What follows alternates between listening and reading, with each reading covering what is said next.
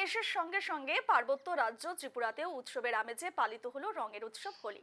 তবে রাজ্যের দ্বিতীয় বৃহত্তম শহর তথা সাংস্কৃতিক শহর ধর্মনগরে হোলি উৎসবের রূপ ছিল কিছুটা ভিন্ন এবং ব্যতিক্রমী। সকাল থেকে সন্ধ্যা পর্যন্ত শহরের রাজপথে মানুষের ঢল নামে। কাতারে কাতারে মানুষ রঙে রঙে রাঙিয়ে তুলেছেন একে অপরকে। ছবি আপনাদের দেখাচ্ছি। আবির, গুলাল আর রঙের ছোঁয়ায় এমন ভাবে রঙিন হয়ে ওঠেন সবাই যে কাউকে চেনার উপায়ই থাকে না। হাসি, আনন্দ আর উচ্ছ্বাসে মুখরিত হয়ে ওঠে গোটা শহর।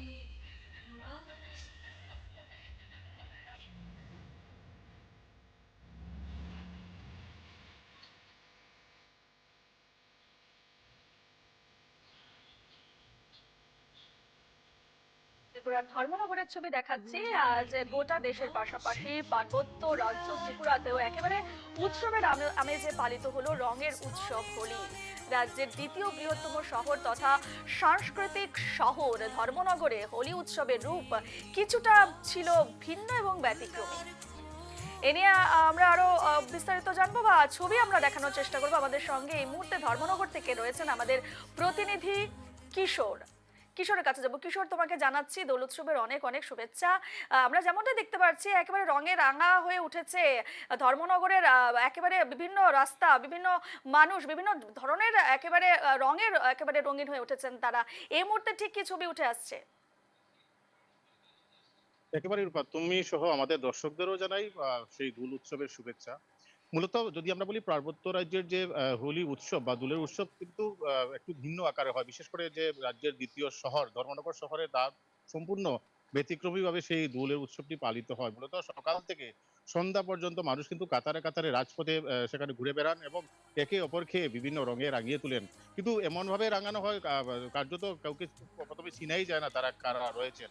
এবং সেখানকার যারা বিভিন্ন সামাজিক সংস্থা সহ ক্লাবগুলো কিন্তু বিভিন্ন বসন্ত উৎসবকে সামনে রেখে বিভিন্ন নৃত্য, সাংস্কৃতিক অনুষ্ঠান এবং লোকসংস্কৃতি তারা কিন্তু তুলে ধরে এবং দিনভর সেখানে চলে বিভিন্ন সাংস্কৃতিক অনুষ্ঠান সহ বিভিন্ন কার্যক্রম এবং সকাল থেকেই সন্ধ্যা পর্যন্ত মানুষ কিন্তু সেখানে ঘুরে বেড়ান এবং তারা একে অপরকে রঙে রাঙিয়ে তোলেন।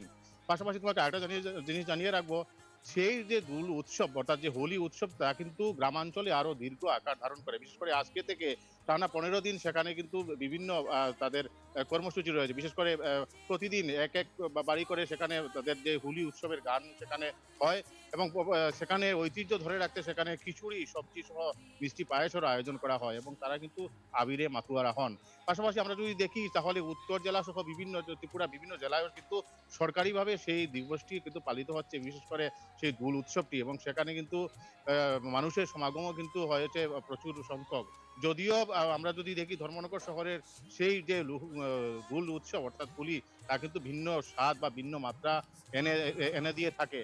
তবে তোমাকে একটা জিনিস জানিয়ে রাখবো, ধর্মনগর শহরে ৮ থেকে ৮০ সবাই কিন্তু আজ সকাল থেকেই রাস্তায় নেমেছেন। সেই দিনটাকে তারা কিন্তু চুটিয়ে উপভোগ করেছেন। কেউ কোনোভাবে সেই দিনটিকে তারা বেশ। খামতি রাখেননি এবং প্রশাসনিক তরফেও সেই দিনটি যাতে নিরাপদভাবে সাধারণ জনগণ কাটাতে বেশ, পারেন তার জন্য একদম। কিন্তু বিশেষ আয়োজন এবং বিশেষ নিরাপত্তার চাদরে গোটা শহর সহ হুম। বাকি জেলা মুড়ে ফেলা হয়েছে।